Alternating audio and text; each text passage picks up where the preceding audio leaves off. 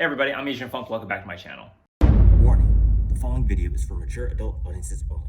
It contains explicit language and extreme visuals that is not suitable for or aimed towards viewers under the age of 13. Viewer discretion is advised. In this video, I wanted to talk about the Todd McFarlane private signing with CGC and why I'm going to pass on it. Basically, I already have several books with his signature on it. And yeah, I just don't feel the need I need any more. It's definitely a good deal if you don't have any signed books from him. I think they're only charging like 95 bucks. And it's fast tracked, which is actually a really good deal. So what's really different about this signing is that CGC is the one hosting it, and they're doing it at their headquarters in Sarasota, Florida. Normally they don't do that. I don't even think they've ever done that. They normally hold private signings at conventions. They don't actually hold private signings at their own headquarters. So this is definitely a first. I'm very curious to see if this is going to be successful and if this is something CGC is going to start doing moving forward. I always wondered if at some point CGC would cut out the middle person, which would be facilitators, and just do these signings themselves with popular creators out there. And so, yeah, I'm very curious to see how this turns out. If you don't have a signature from Todd McFarlane, this is definitely a really great opportunity to do it. So with Todd, it's been kind of interesting. For the last couple of years, he has not been doing any CGC witness signings just because he's been working on his Spawn movie. And prior to that, he was only doing 2 signings a year. And this was at his secret place in Arizona somewhere, and the only way to send books to get witnessed and signed by Todd was to have a facilitator do it for you, and this facilitator had to have a relationship with Todd. So yeah, that usually happened like in the summer and then in the winter, and those were the only 2 times during the year he would do a witness signing. Otherwise, he signed books at conventions, but they weren't CGC verified. Which means that there was a witness there. He's still doing that thing where he won't sign certain books. And I know when reading the description about the signing, he's not doing any parody covers or covers that are parodying his covers. So yeah, that makes sense. I think there are also 3 or 4 other books that he just won't sign for whatever reason. But yeah, back to the reason why I'm not doing it. I already have several books that are signed by him. And so yeah, let's take a look. So the first book I have is Spawn 231. This is actually a homage to Spawn number 8, which is a cover swipe of Spider-Man number 1. He basically was parodying himself twice. But the difference with this one is he actually used the Spider-Man treatment here for the title, which I thought was really cool, which is why I didn't get Spawn number 8, because it's essentially the same pose. Just a different background. This is actually one of 2 books that I sent to a facilitator to get signed. And where's the signature? There it is, right there.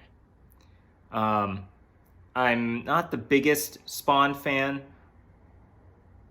but I am a Todd McFarlane fan, and so I knew I had to at least get a couple of Spawn covers signed, and this was one of the ones I chose. Next up is X-Men Tales 233. This is actually an homage cover to when Spider-Man first encountered the X-Men.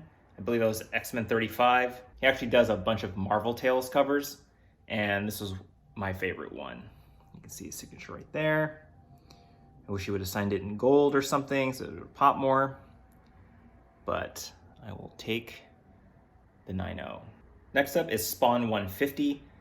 This is a slab that I had bought off of eBay, and I knew I wanted to get a sketch cover of his just because if there are any sketches that he's done, they're super expensive, but if not, they're really rare, and I thought this was really cool. You kind of just see his pencil work. Not exactly sure why they had the 150 in yellow here. It's kind of, I actually thought it was a mistake or some kind of weird discoloration, but you can really see his signature in this one. But what's really cool about this particular variant is that on the back is a Jim Lee variant cover of Spawn 150, and it's signed by him. So I thought that was pretty neat. to have a signature on the back and on the front. Next up we have Amazing Spider-Man 306. This is an homage cover to Action Comics #1, which has Superman lifting a car, and you know I couldn't resist Spider-Man lifting a car. There's his signature, nice and big. But what makes this special is that there's a fat signature by Stan Lee.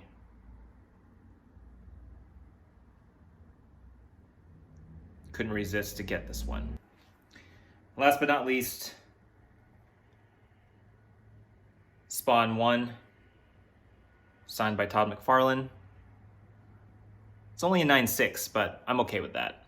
I actually got this at a really good price. You know, I figured you might as well get a Spawn #1.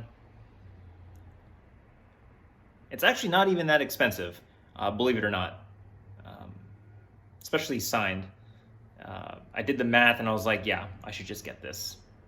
And it's nice. It presents really well.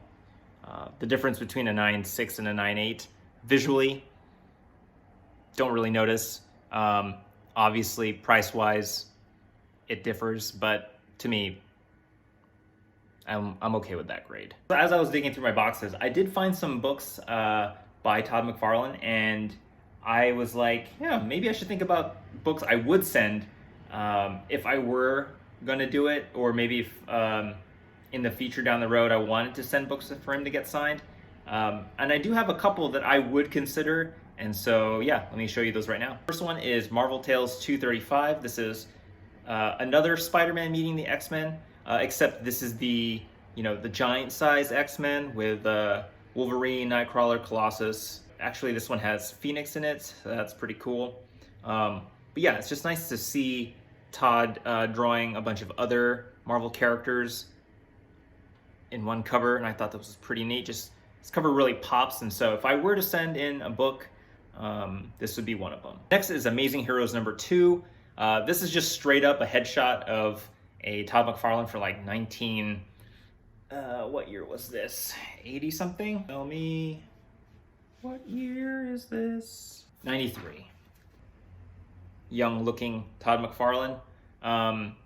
I debated for a while whether I wanted to get this signed or not. I kept going back and forth. I actually had this prepped and ready to go. Then I chickened out, and I think at some point I will get this signed by him, but not today. But this is on my list. And that's it. That's the video. If you enjoyed it, please hit the like and subscribe. You can follow me on Instagram and Twitter. Otherwise, I will see you in the next one.